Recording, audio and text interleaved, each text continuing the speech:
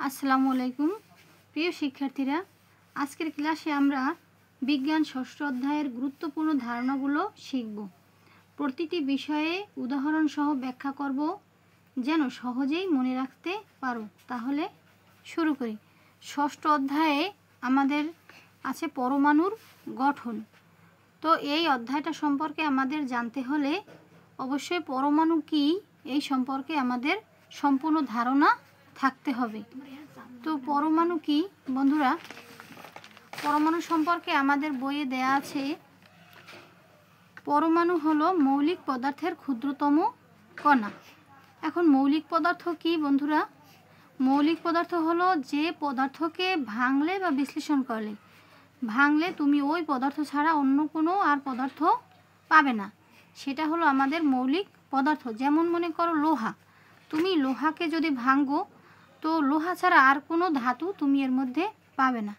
তো পরমাণু হলো মৌলিক পদার্থের ক্ষুদ্রতম কণা। দেখো, একে আর ভাঙা যায় না। পরমাণু হলো এতই ক্ষুদ্রতম কণা যাকে তুমি আর ভাঙতে পারবে না। পরমাণু ইলেকট্রন, প্রোটন ও নিউট্রনের সমন্বয়ে গঠিত। এখন এই পরমাণু অত্যন্ত ক্ষুদ্র, কিন্তু এর মধ্যেও আমাদের তিনটি বস্তু পাওয়া যাবে। সেগুলো হলো কি? ইলেকট্রন, প্রোটন এবং নিউট্রন। তো এই পরমাণুর কেন্দ্রে রয়েছে নিউক্লিয়াস। নিউক্লিয়াসে অবস্থিত প্রোটন ও নিউট্রন।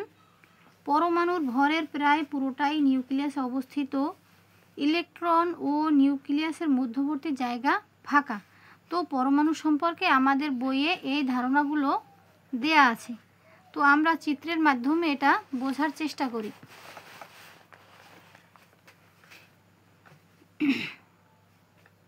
তো বন্ধুরা দেখো, বৃত্ত আমরা সবাই আঁকতে পারি। এইটা মনে করো আমাদের একটা পরমাণু। তো পরমাণুর এটা হচ্ছে আমাদের কেন্দ্র। বৃত্তের মাঝখানটাকেই আমরা কেন্দ্র বলি। তো এটাকে যদি আমরা পরমাণু মনে করি, তো এর মাঝখানে হচ্ছে আমাদের কেন্দ্র। এই তো আমরা পরমাণু সম্পর্কে আমরা আমাদের বইয়ে কি জানতে পেরেছি?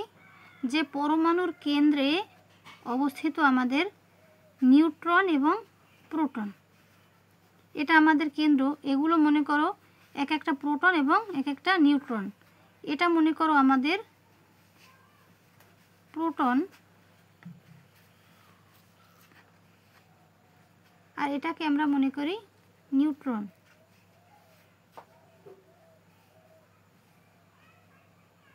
তো আমরা পেয়েছি যে পরমাণুর মধ্যে তিনটি বস্তু আছে। একটি হচ্ছে ইলেকট্রন, প্রোটন এবং নিউট্রন। তো আমরা প্রোটন এবং নিউট্রন জানলাম এরা কেন্দ্রে আছে। তো আমাদের ইলেকট্রন কোথায় থাকবে? ইলেকট্রন থাকবে এই কেন্দ্রের বাইরে। এখানে থাকবে হচ্ছে ইলেকট্রন, এই বাইরে ইলেকট্রনগুলো থাকবে তোমার এই পরমাণুর বাইরে অবস্থান করে। ওরা কিন্তু কেন্দ্রে থাকবে না। কেন্দ্রে আমাদের থাকবে শুধু প্রোটন এবং নিউট্রন এই কেন্দ্রে। তো আমরা জানি যে পরমাণুর ভরের প্রায় সম্পূর্ণটাই এই কেন্দ্রে অবস্থিত। তো আমরা ভর সংখ্যা যদি জানি, আমাদের পাঠ্য বই আছে ভর সংখ্যা। তো এই ভর সংখ্যা হচ্ছে কোনো পরমাণুতে প্রোটন এবং নিউট্রন সংখ্যার যোগফল। তো আমরা প্রোটন সংখ্যা আমাদের বইয়ে আছে পারমাণবিক সংখ্যা। তো পারমাণবিক সংখ্যাটা কি? পারমাণবিক সংখ্যা হলো আমাদের প্রোটন সংখ্যা। তোমাদের একটা পরমাণুতে যতগুলো প্রোটন থাকবে ততগুলো থাকবে আমাদের হচ্ছে ইলেকট্রন। তো আমরা প্রোটন সংখ্যাকে পারমাণবিক সংখ্যা লিখতে পারি।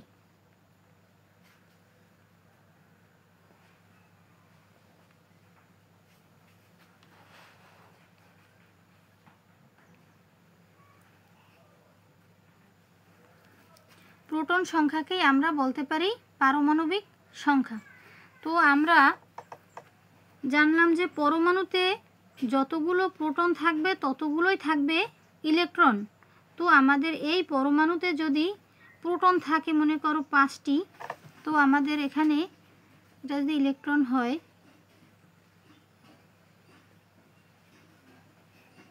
তো ইলেকট্রন থাকবে হচ্ছে আমাদের 5টি।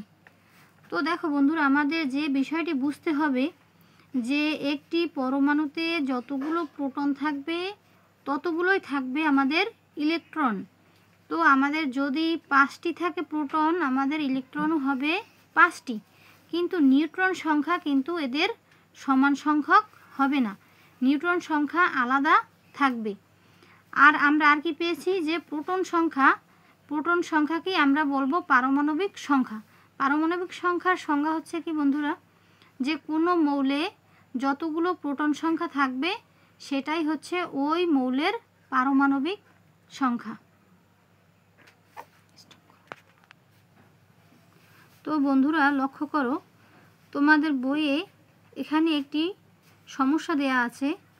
সমস্যাটি হলো ক নামক একটি মৌলের পারমাণবিক সংখ্যা 17 ও ভর সংখ্যা 35। ওই মৌলের একটি পরমাণুতে কয়টি করে ইলেকট্রন, প্রোটন ও নিউট্রন আছে? তো আমাদের এখানে একটি মৌলের নাম দিয়ে দিল কি ক নামক একটি মৌলের পারমাণবিক সংখ্যা 17। তো বন্ধুরা আমরা পারমাণবিক সংখ্যা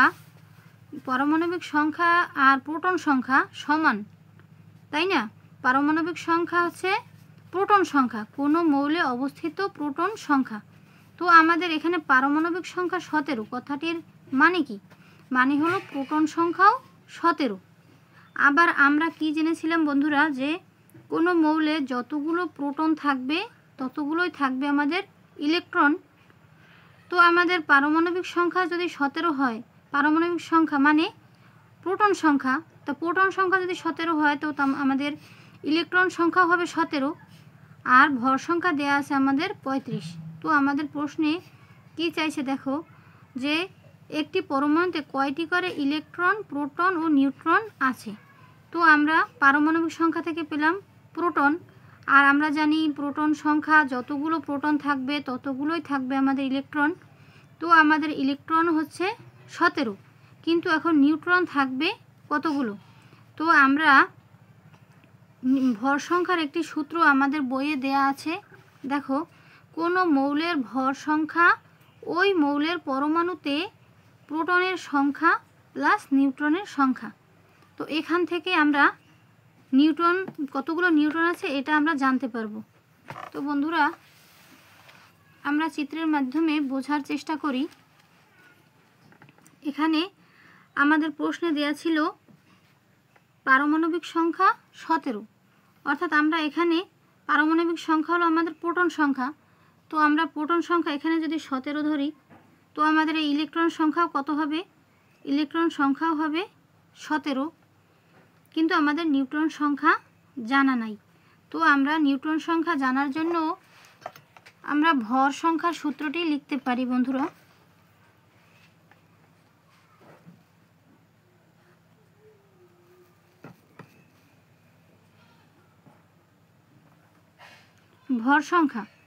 ভর সংখ্যা সমান কোনো মৌলের পরমাণুতে বিদ্যমান প্রোটন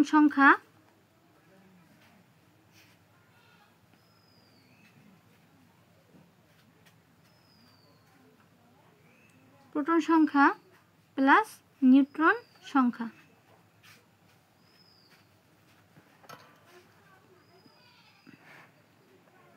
এখন লক্ষ্য করো বন্ধুরা, ভর সংখ্যা আমাদের কেন প্রোটন সংখ্যা এবং নিউট্রন সংখ্যার যোগফল হবে? আমরা কি জেনেছি আমাদের বইয়ে দেয়া আছে যে একটি পরমাণুর ভরের প্রায় সম্পূর্ণটাই তার কেন্দ্রে অবস্থিত। পরমাণুর ভরের প্রায় সম্পূর্ণটাই তার কেন্দ্রে অবস্থিত। তো আমাদের কেন্দ্রে কি আছে? আমাদের কেন্দ্রে অবস্থিত হলো প্রোটন এবং নিউট্রন। তো এদের যোগফলেই তো হবে ভর সংখ্যা। এজন্য ভর সংখ্যার সূত্র হচ্ছে আমাদের প্রোটন সংখ্যা প্লাস নিউট্রন সংখ্যা। তো দেখো, এখান থেকে আমরা যদি ভর সংখ্যা ওই পাশে নিয়ে যাই আর নিউট্রন সংখ্যা এই পাশে নিয়ে আসি, তো তাহলে সূত্রটা কীরকম হয়?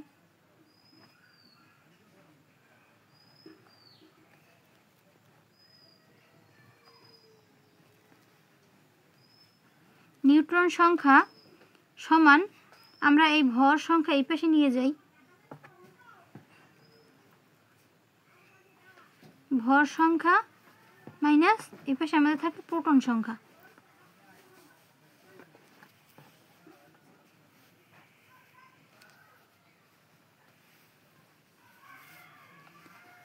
এখানে আমাদের বইয়ে দেয়া ছিল যে ক নামক একটি মৌলের পারমাণবিক সংখ্যা 17 আর ভর সংখ্যা ছিল 35। তো ওই মৌলের একটি পরমাণুতে কয়টি করে ইলেকট্রন, প্রোটন ও নিউট্রন আছে?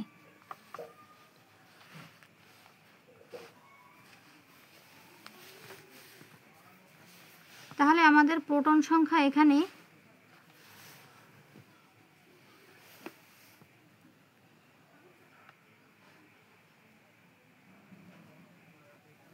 প্রোটন সংখ্যা হলো 17।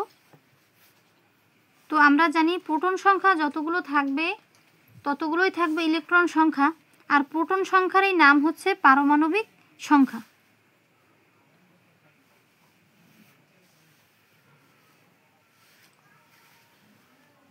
ইলেকট্রন সংখ্যা হবে আমাদের 17। তো আমাদের তাহলে নিউট্রন সংখ্যা কত হবে? আমরা ভর সংখ্যার সূত্র জেনেছিলাম যে প্রোটন সংখ্যা প্লাস নিউট্রন সংখ্যা। তো আমাদের বইয়ে দেখো ভর সংখ্যা দেয়া ছিল 35। আমাদের ভর সংখ্যা দেয়া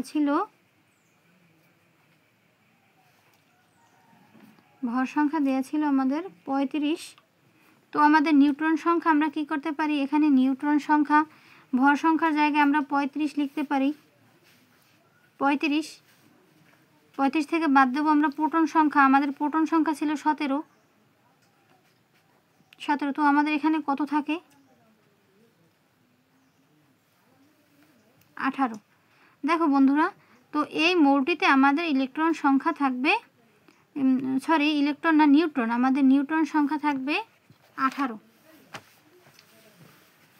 তো আমরা বইয়ের সমস্যাটা আরও একবার লক্ষ্য করি যে ক নামক একটি মৌলের পারমাণবিক সংখ্যা 17 ও ভর সংখ্যা 35। ওই মৌলের একটি পরমাণুতে কয়টি করে ইলেকট্রন, প্রোটন ও নিউট্রন আছে? তো বন্ধুরা, এই ধরনের একটি প্রশ্ন আমাদের দেখা যায় প্রায় সবসময়ই আসে। তো একটি তোমাদের অবশ্যই থাকবে, এজন্য এটি তোমরা ভালোভাবে লক্ষ্য করো যে আমরা জানি যে মৌলের পরমাণুতে প্রোটন সংখ্যা যতগুলো থাকবে ইলেকট্রন সংখ্যাও ঠিক সমান সংখ্যক থাকবে। আর প্রোটন সংখ্যার নাম কি? আরেকটি নাম হচ্ছে আমাদের পারমাণবিক সংখ্যা। তোমরা যেখানে দেখবে যে মৌলের পারমাণবিক সংখ্যা দেয়া আছে, তো পারমাণবিক সংখ্যাকেই তোমরা ধরে নেবে প্রোটন সংখ্যা, আর প্রোটন সংখ্যার সমান সংখ্যক থাকবে আমাদের ইলেকট্রন সংখ্যা। তো আমাদের মৌলের পারমাণবিক সংখ্যা 17, অর্থাৎ প্রোটন সংখ্যা 17, আর প্রোটন সংখ্যা যতগুলো ইলেকট্রন সংখ্যা ততগুলো। তো ইলেকট্রন সংখ্যাও আমাদের 17, আর আমাদের ভর সংখ্যা তো এখানে দেয়া আছে 35। তো ওই মৌলের একটি পরমাণুতে কয়টি করে ইলেকট্রন, প্রোটন ও নিউট্রন আছে? তো আমরা ইলেকট্রন পেলাম, প্রোটন পেলাম, এখন নিউট্রন। আমরা নিউট্রনের সূত্র কি জানলাম? নিউট্রন সংখ্যা সমান ভর সংখ্যা মাইনাস প্রোটন সংখ্যা। তো আমাদের ভর সংখ্যা দেওয়া আছে 35, আর প্রোটন সংখ্যা এখান থেকে আমরা জানলাম 17। তো 35 থেকে 17 বাদ দিলে আমাদের থাকে 18। দেখো এখানে আমাদের বইয়ে উত্তর দেওয়া আছে 35 থেকে 17 বাদ গেলে থাকে আমাদের 18। তো তোমরা এই অঙ্কটি সমাধান করার সময় এই বইয়ে যেভাবে দেয়া আছে এইভাবে তোমরা পড়ার চেষ্টা করবে, এইভাবে তোমার প্রশ্নটা সাজাবে।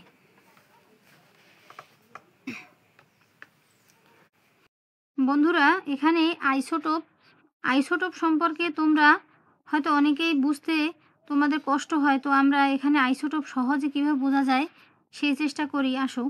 তো আইসোটোপ আমরা কি জানলাম? এখানে দেওয়া আছে একটি মৌলের প্রতিটি পরমাণুতে নির্দিষ্ট সংখ্যক প্রোটন ও ইলেকট্রন থাকে, আমরা আগেই জেনেছি। কিন্তু একটি মৌলের সকল পরমাণুর ভর এক নাও হতে পারে। তো বন্ধুরা, আমরা ভর কি পেয়েছিলাম? ভর সংখ্যা। ভর মানে কি? যেটাকে আমরা বাংলায় ওজন বলি, কিন্তু আমরা এটাকে ভুল বলি। আমাদের সায়েন্সের ভাষায় তোমার ভর হচ্ছে ওজন, আমরা যেটাকে ওজন বলি। তো একটি মৌলের সকল পরমাণুর ভর এক নাও হতে পারে। আমরা পরমাণুর ভর কি পেয়েছিলাম? যে পরমাণুর ভর হচ্ছে ওই পরমাণুতে বিদ্যমান প্রোটন সংখ্যা প্লাস নিউট্রন সংখ্যা, যেটা কেন্দ্রে অবস্থান করে, পরমাণুর কেন্দ্রে অবস্থান করে। কারণ একটি মৌলের বিভিন্ন পরমাণুতে বিভিন্ন সংখ্যায় নিউট্রন থাকতে পারে। যেমন হাইড্রোজেনের সকল পরমাণুতে একটি করে প্রোটন ও ইলেকট্রন থাকে। তো দেখো এখানে তোমাদের হাইড্রোজেনের 3টি পরমাণু দেয়া আছে। যাদের ভর সংখ্যা ভিন্ন ভিন্ন ভিন্ন। তো আমাদের দেখো এখানে এই যে মাইনাস চিহ্ন দিয়ে আমাদের ইলেকট্রন বোঝানো হয়েছে, প্লাস চিহ্ন দিয়ে প্রোটন, এবং এটা কালো করে যেটা দেওয়া আছে এটা হচ্ছে আমাদের নিউট্রন। তো দেখো এখানে আমাদের তিনটা আইসোটোপ, হাইড্রোজেনের তিনটি আইসোটোপ। তো এখানে হাইড্রোজেনের প্রথম যে আইসোটোপ আছে দেখো এটি হচ্ছে প্রোটিয়াম, দ্বিতীয়টি হচ্ছে ডিউটেরিয়াম, আর 3 নম্বরে দেওয়া আছে আমাদের ট্রিটিয়াম। তো আমাদের প্রোটিয়াম কি, কেন এই 3 ধরনের নাম হলো? যে হাইড্রোজেনের পরমাণু তো পরমাণু, আবার সেইখানে আবার পরমাণুর মধ্যে কেন আবার ভিন্নতা? প্রোটিয়াম নাম থাকবে, ডিউটেরিয়াম, ট্রিটিয়াম, এগুলি আসলে কি? তো এগুলি হচ্ছে বিভিন্ন ভরের পরমাণু। এখানে এই প্রোটিয়ামের যে ভর, তার ভরের সাথে ডিউটেরিয়ামের ভর মিলবে না। ডিউটেরিয়ামের ভর প্রোটিয়ামের চেয়ে বেশি, আবার ডিউটেরিয়ামের ভর এই ট্রিটিয়ামের চেয়ে কম। দেখো ডিউটেরিয়ামের চেয়ে ট্রিটিয়ামের ভর হচ্ছে বেশি, কারণ কি? দেখো এর কেন্দ্রে, প্রোটিয়ামের কেন্দ্রে আছে একটি প্রোটন। দেখো বন্ধুরা, আমরা এখানে প্রোটন, এখানে প্লাস চিহ্ন দিয়ে আমাদের প্রোটন সংখ্যা দেওয়া ছিল। তো এখানে নিউট্রন, এই নিউট্রন হচ্ছে আমাদের এইটা। তো এখানে কি কোনো নিউট্রন তোমরা দেখতে পাও? না, এখানে কোনো নিউট্রন দেখা যাচ্ছে না, শুধু প্রোটন। এর কেন্দ্রে শুধুই একটি প্রোটন রয়েছে, কোনো নিউট্রন নেই। আর আছে এর বাইরে, কেন্দ্রের বাইরে আছে একটি ইলেকট্রন। তো এখানে এর ভর সংখ্যা কী হবে? আমরা জানি কোনো পরমাণুর ভর সংখ্যা হচ্ছে কেন্দ্রে অবস্থিত যে প্রোটন সংখ্যা আর নিউট্রন সংখ্যার যে যোগফল। তো এখানে প্রোটন সংখ্যা আছে, তোমার একটা আছে প্রোটন, নিউট্রন নেই। তো নিউট্রন মানে কি? শূন্য। তা একের সাথে তোমরা যদি শূন্য যোগ দাও তো এর ভর কত হয়? ভর সংখ্যা কত হয়? 1 হয়। তো আবার এখান থেকে ডিউটেরিয়াম, ডিউটেরিয়ামে আছে আমাদের এখানে এই একটা প্রোটন, এই প্রোটন আছে একটা, আর নিউট্রন আছে একটা। তো আমরা পরমাণুর ভর সংখ্যা মানে প্রোটন সংখ্যা প্লাস নিউট্রন সংখ্যা। তো এখানে যদি একটি প্রোটন আর একটি নিউট্রন থাকে তো এর ভর সংখ্যা আমাদের কত হবে? 1 যোগ 1। তো কত হলো আমাদের ভর সংখ্যা? 2। তো এর ভর সংখ্যা ছিল 1 আর এর ভর সংখ্যা হচ্ছে আমাদের 2, কাজে এর চেয়ে এর ভর বেশি হবে, অর্থাৎ ওজন বেশি হবে। আবার দেখো এই ট্রিটিয়ামে আমাদের কি আছে? এখানে প্রোটন দেয়া আছে একটা কেন্দ্রে। দেখো এরা কিন্তু সবাই কেন্দ্রে অবস্থিত। তোমরা লক্ষ্য রাখবে যে প্রোটন এবং নিউট্রন কিন্তু পরমাণুর কেন্দ্রেই থাকবে। তো আমাদের এখানে প্রোটন আছে একটি আর নিউট্রন আছে আমাদের 2টি। তো আমরা এই প্রোটন সংখ্যা আর নিউট্রন সংখ্যা যোগ দিলে পাবো আমরা ভর সংখ্যা। তো আমাদের এখানে একটি প্রোটন আর 2টি নিউট্রন যোগ দিলে আমরা পাই 3। তার মানে এর ভর সংখ্যা হচ্ছে 3। তো যার ভর সংখ্যা 3 আর এখানে ভর সংখ্যা আছে 1, তাহলে কার ভর বেশি হয়? ট্রিটিয়ামের ভর বেশি হয়। তো এখানে হাইড্রোজেনের পরমাণুতে এই 3 ধরনের তোমার পরমাণু পাওয়া গেছে। তো এই জন্য হাইড্রোজেনের 3টি আইসোটোপ রয়েছে। হাইড্রোজেনের মধ্যে এই 3টি ভরের পরমাণু বিদ্যমান, এর চেয়ে বেশি আর কোনো ভরের পরমাণু আমাদের পাওয়া যায় নাই। তো বন্ধুরা, আমরা চিত্রের মাধ্যমে বোঝার চেষ্টা করি।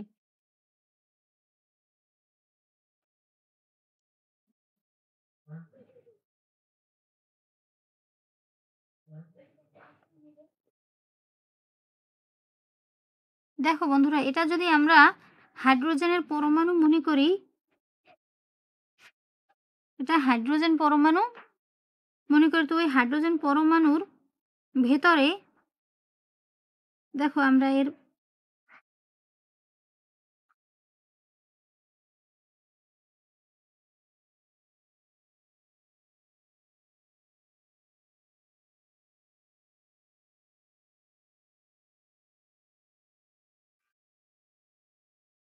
এই এটা মনে করো হাইড্রোজেন, হাইড্রোজেন গ্যাস। তো এর মধ্যে আমাদের এই অনেকগুলো পরমাণু দেওয়া আছে, বা তোমরা এটাকে মনে করতে পারো এই একটা ঘর, যে ঘরের মধ্যে অনেকগুলো মানুষ আছে। তো দেখো এদের ওজন, আমরা ওজন দিলাম এখানে, এর ওজন দিলাম হচ্ছে 1, ইনি 1, এনার ওজনও 1, এই মানুষটার ওজনও 1, এই মানুষটার ওজনও 1, এর ওজন 1। দেখো কিন্তু এইদিকে যারা আছে এর ওজন হচ্ছে 2, এই মানুষটার ওজন হচ্ছে 2, এই মানুষটার ওজন হচ্ছে 2। আবার দেখো, দেখো বন্ধুরা, তো এখানে এই মানুষটার ওজন, এর ওজন হচ্ছে মনে করো এই আমাদের 3 কেজি।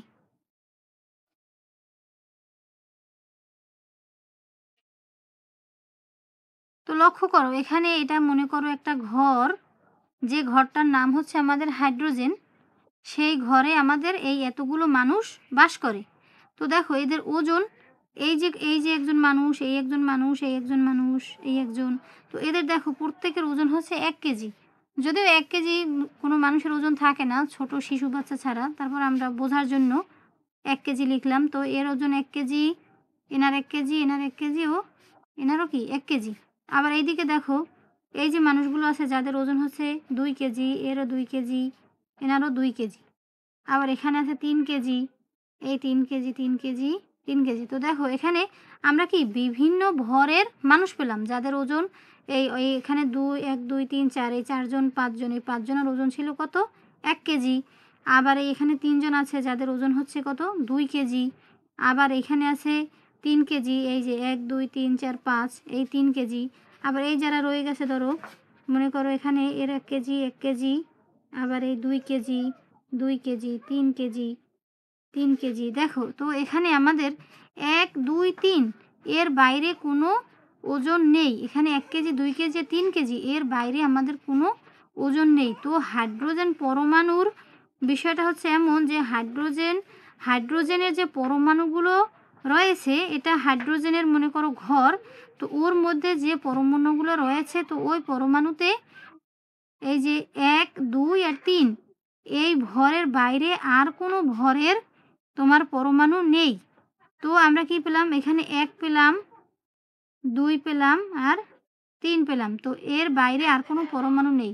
সুতরাং এইগুলো হচ্ছে এক একটি আইসোটোপ। এরা হচ্ছে এক একটি আইসোটোপ।